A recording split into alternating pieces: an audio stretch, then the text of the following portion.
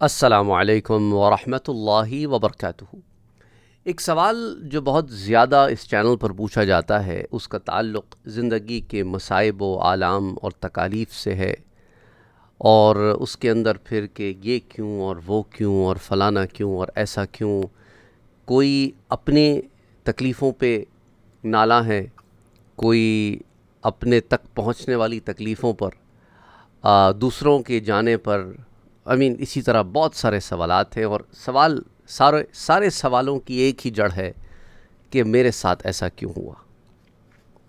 اب آئیے قرآن کریم سے دیکھتے ہیں کہ ایسا کیوں ہوا۔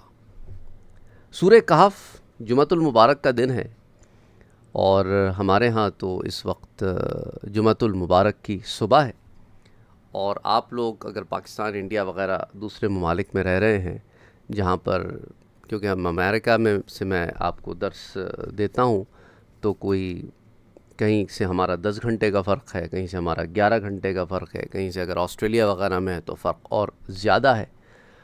تو any way the bottom line is کہ جمعۃ المبارک کے دن سورہ کہف کی تلاوت کی جاتی ہے، اور اب اس سورہ مبارکہ میں آپ کے سوال کا جواب ہے، اور قصہ موسیٰ اور خضر علیہ السلام میں اس سوال کا جواب ہے۔ حضرت خضر علیہ السلام نے ایک جملہ کہا تھا، اس جملے کو پہلے دیکھتے ہیں، پھر حضرت موسیٰ اور حضرت خضر علیہ السلام کے درمیان جو واقعات ہوئے تھے، ان واقعات میں سے ایک واقعے کو بھی دیکھتے ہیں۔ اب خضر علیہ السلام نے موسیٰ علیہ السلام سے کہا کہ دیکھو، تم میرے ساتھ رہ کر صبر نہیں کر سکو گے، اِنَّكَ لَن تَسْتَطِيعَ مَعِيَ صَبْرًا۔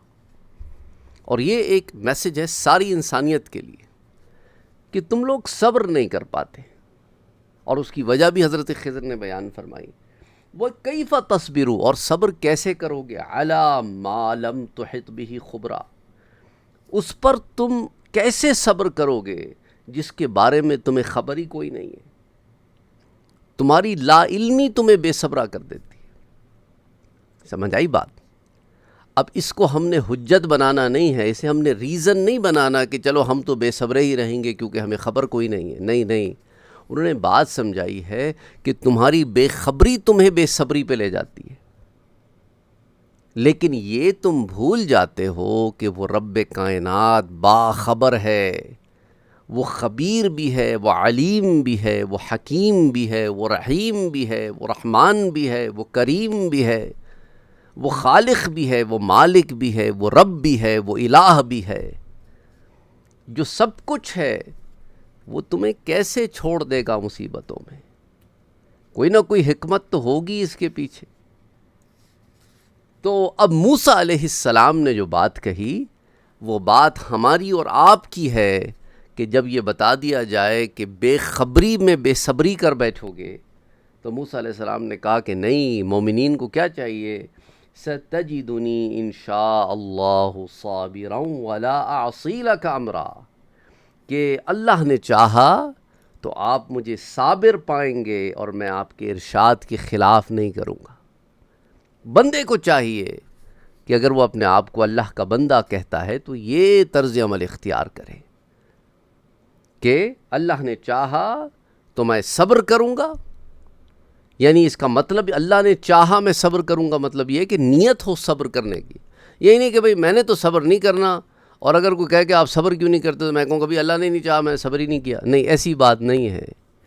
ارادہ کریں صابر ہونے کا، اور اس کے لیے پھر کوشش کریں، محنت کریں صابر ہونے کی۔ پھر اس کے بعد اگر آپ کے کنٹرول سے چیزیں جب باہر نکل جاتی ہیں، انسان بے بس ہو جاتا ہے، تو اس صورت میں بھی رب ہی سے رجوع کریں۔ اب اس کے بعد خضر علیہ السلام نے ایک بات سمجھائی، اس کو آپ زندگی کی بات بھی سمجھ لیں کہ اس دنیا میں رہتے ہو اور تمہاری سمجھ میں کوئی بات نہیں آتی تو اس پہ شکوہ شکایت نہ کرنا۔ قال فإن اتبعتني فلا تسألني عن شيء حتى أحدث لك منه ذكرا۔ تو اب اس سفر زندگی میں میرے ساتھ چلتے ہو تو شرط یہ ہے کہ مجھ سے کسی بارے میں کوئی بات نہ پوچھنا کہ یہ کیوں کیا، یہاں تک کہ میں تمہیں خود نہ بتا دوں کہ یہ کیوں کیا۔ بڑا میسج ہے ہمارے لیے. ہم بڑے بے صبرے ہو کے کیوں کہہ بیٹھتے ہیں نا، اگر ایسے ہوتا تو ویسے ہوتا، اگر میں ایسا کر لیتا تو پھر اس کا یہ آؤٹ کم نہ ہوتا. ہم ایسے ویسے کرتے رہتے ہیں. جب نتائج سامنے آ جاتے ہیں اس کے بعد بھئی اب جب نتیجہ آ گیا تو بس پھر ایسا ہی ہونا تھا. پھر اب غلطیوں سے آگے کوشش کرو کہ وہ غلطیاں نہ کرو. یہ نہیں کہ تم پیچھے جا کے ماضی میں ہی رہتے رہو کہ ماضی کے نتائج بدلتے رہو. یہ گلٹ کی فیلنگ سے بہت سارے لوگ گلٹ کی فیلنگ بھی لے کے آتے ہیں کہ سر ہم گلٹی فیل کرتے ہیں، ہم سے یہ کوتاہی ہو گئی، وہ کوتاہی ہو گئی. اگر ہم ایسا نہ کرتے تو پھر والد صاحب کو ایسا نہ ہوتا اور والدہ پھر آج بھی ہمارے پاس زندہ رہتی ہیں. اور یہ تمام معاملات اگر مگر والے نہیں ہیں. یاد رکھو، جس نے رہنا ہے وہ تمہارے لاکھ کوشش کرنے کے باوجود کہ نہ رہ سکے وہ رہ جائے گا، اور جس نے نہیں رہنا ہے تمہاری لاکھ کوشش کے باوجود کہ وہ رہ جائے وہ رہ نہیں سکتا. تو یہ تمام معاملے ایسے ہوتے ہیں کہ بندہ کہتا ہے کہ یار میں تو بے بس ہوں. یہ بے بسی ہوتی ہے، اور یہ بے بسی انسان کو عبدیت سکھاتی ہے کہ بندے کے پاس تو ہے ہی کچھ نہیں. کتنے لوگ ہیں جو اپنے پیاروں سے بچھڑ جانے کے ان کے پیارے جب ان سے بچھڑ گئے اس کے بعد وہ رب کے زیادہ قریب آ گئے. سمجھ آئی بات آپ کو؟ اور بعض پیارے تو اس کیفیت میں بچھڑے ہیں کہ وہ یا تو نابالغ تھے تو وہ تو جنتی ہیں، یا وہ ایک ایسی بیماری میں گئے کہ وہ شہید حکمی کے زمرے میں آ گئے، یا پھر ان کی بیماری اتنی شدید تھی کہ امید ہے کہ ان کی بیماری کی شدت ان کے گناہوں کا کفارہ بن گئی ہو. اور یہ بھی ممکن ہے کہ ان کے جانے کے بعد آپ نے ان کے لیے ایصال ثواب کی اتنی کثرت کی ہو کہ ان کے لیے آگے کا سامان زبردست ہو گیا ہو، اور آپ کے لیے بھی معاملہ اچھا ہو گیا کہ آپ نے اب رب سے تعلق زیادہ مضبوط جوڑ رکھا ہے. تو سمجھ آ رہی ہے بات کہ کیسے رب تعالیٰ جو ہے ہمارے لیے معاملات فرماتا ہے. تو اب دیکھیں، اب فانطلقا تو چل پڑے، حتیٰ اذا رکب فی السفینہ تو ایک کشتی میں بیٹھ گئے. زندگی کی کشتی سمجھ لو سمجھانے کے لیے. تو حضرت خضر نے کیا کیا؟ خرقھا، تو اس کشتی کو پھاڑ ڈالا، اسے توڑ ڈالا. یوں سمجھ لو کہ زندگی میں ایک بھونچال آ گیا، زندگی میں کوئی تکلیف آ گئی، کوئی پریشانی آ گئی، کوئی بیماری آ گئی، کوئی تنگی آ گئی.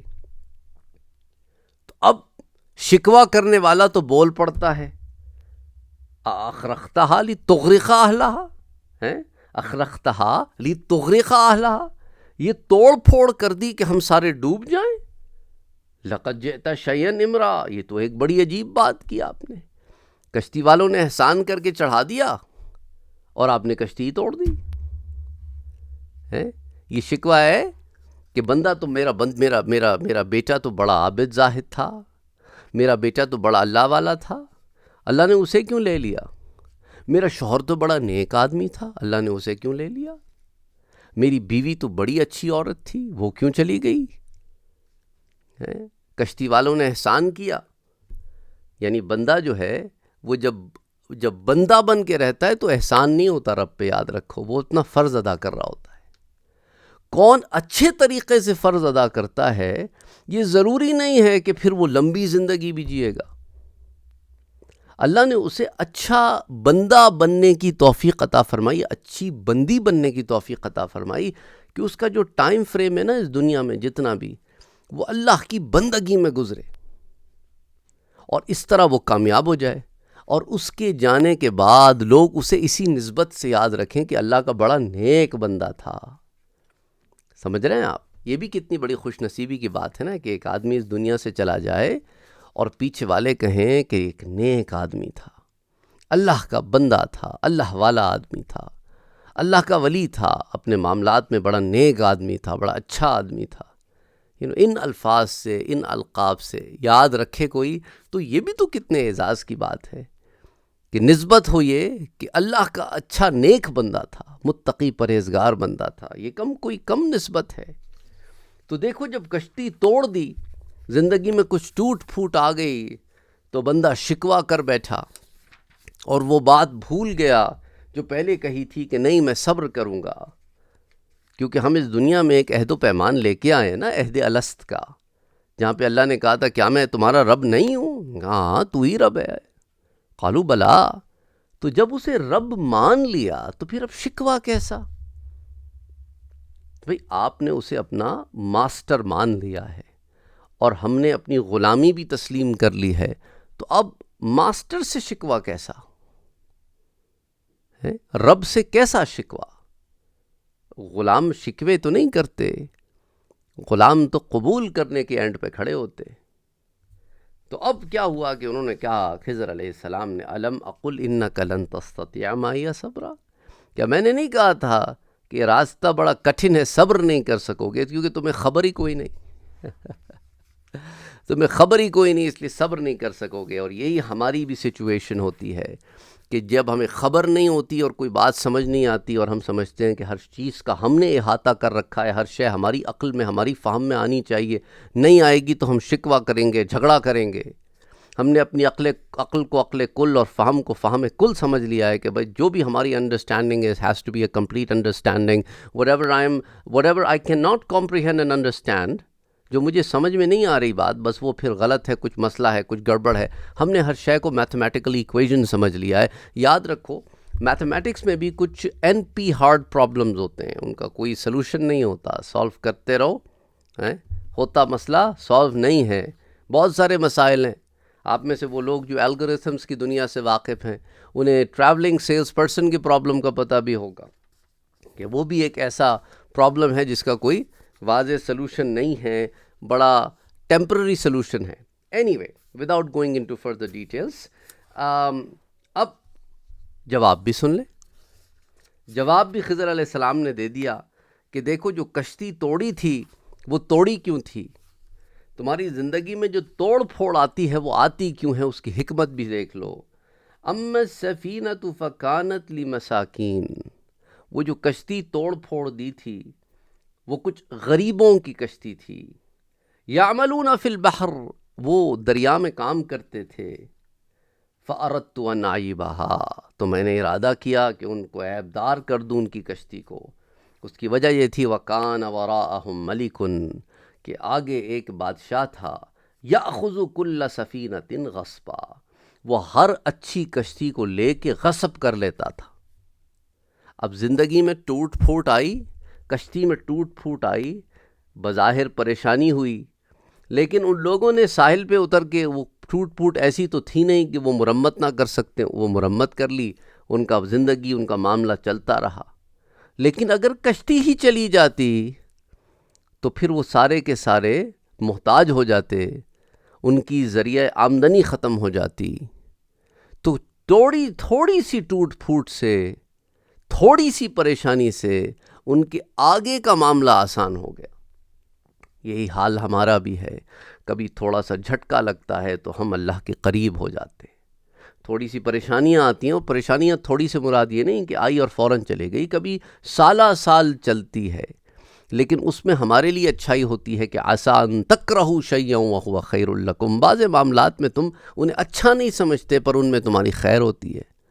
وعسیٰ ان تحبوا شیئا وہو شر لکم، اور بعض چیزوں سے تم بڑی محبت کرتے ہو کہ معاملے ویسے ہو جائیں، پر ویسے ہوتے نہیں، ہو جائیں تو تمہارے لیے شر ہوں۔ کوشش اور محنت کرتے رہنا تمہارا کام ہے، نتائج لے کے آنا تمہارا کام ہی نہیں ہے۔ تم مانگتے رہو، بس تمہارا کام مانگنا ہے۔ رب تعالیٰ کی مرضی، جب چاہے دے، جب چاہے نہ دے، لیکن یاد رکھو مانگنے والے کو کبھی خالی ہاتھ وہ نہیں لوٹاتا، یا اس دنیا میں دے دیتا ہے، نہیں تو آخرت میں دے دیتا ہے، دیتا ضرور ہے مانگنے والے کو۔ تو مانگتے رہو، یہ جلدی نہ کرو کہ نتیجہ فوراً میری مرضی اور میرے ٹائم فریم کے مطابق آ جائے، ایسے نہیں ہوتا، لیکن مانگتے رہو، مانگنا نہ چھوڑنا۔ کبھی یہ جلد بازی میں نہ پڑ جانا کہ میں مانگ رہا ہوں، ہوتی کیوں نہیں پوری دعا۔ تو اب زندگی میں بھی کبھی ایسے ہوتا ہے کہ کشتی تھوڑی سی ٹوٹ پھوٹ جاتی ہے، پھر بندہ مرمت کر لیتا ہے اور اسے خبر بھی نہیں ہوتی ہے۔ کشتی والوں کو تو خبر نہیں تھی کہ خضر علیہ السلام نے ان کی کشتی کیوں توڑی، ان کی کشتی توڑ کے انہیں بڑی مصیبت سے بچا لیا۔ تو کبھی زندگی میں تھوڑی بہت ٹوٹ پھوٹ ہو جاتی ہے، ہم کشتیاں درست کر لیتے ہیں اور رب تعالیٰ کسی بڑی مصیبت سے بچا لیتا ہے۔ ہمیں خبر ہی نہیں ہوتی کہ کس مصیبت سے اس نے ہمیں بچا لیا، کس پریشانی سے اس نے ہمیں بچا لیا۔ اس پریشانی کا تعلق ضروری نہیں ہے کہ دنیاوی زندگی سے، آخرت سے بھی ہو سکتا ہے۔ یہ بھی ہو سکتا ہے کہ ان لوگوں کی ایک واحد کشتی تھی، چلی جاتی تو یہ بہت سارے بھائی تھے مل کے کہیں ڈاکے ڈالنے شروع کر دیتے، مفلسی سے اور غربت سے تنگ آ کے کہتے کہ بھائی چھوڑو بھائی، لوٹنا لوگوں کو شروع کر دیتے، کوئی گینگ سٹارٹ کر لیتے اپنا، کر سکتے ہیں، پاسبلٹی تو تھی۔ تو اللہ نے دیکھو ایک تھوڑی سی ان کی زندگی میں ایک ٹوٹ پھوٹ سے پتہ نہیں انہیں کن کن مصائب و آلام سے بچا لیا ہے۔ اور پھر وہ جو ایول بادشاہ تھا وہ ہو سکتا ہے صرف کشتی نہ لیتا، انہیں بھی غلام بنا لیتا اپنا، پھر غلامی کی زندگی گزارتے رہتے، کیا خبر کیا کیا مصائب و آلام سے انہیں گزرنا پڑتا۔ تو قرآن کریم میں یہ جو واقعات بیان کیے گئے ہیں نا، یہ صرف ایسی نہیں ہے کہ بس واقعہ ہے، پڑھ لیا گزر گئے۔ اس لیے تو کہا گیا ہے کہ قرآن کریم کیا ہے، مشعل راہ ہے، کمپلیٹ کوڈ آف لائف ہے۔ تو بہرحال امید کرتا ہوں کہ اس واقعے سے آپ کو جو انڈرسٹینڈنگ میں نے دینے کی ایک کوشش کی ہے اس میں مدد ملی ہوگی، آئی ہوپ سو۔ اب اس کا جواب تو آپ ہی دے سکتے ہیں، اور آپ نے کمنٹ سیکشن میں بتانا ہے کہ آپ کو یہ بات سمجھ میں آئی، آپ نے اس سے کیا اخذ کیا، اور آپ کو کیا ہیلپ ہوئی ان یور لائف۔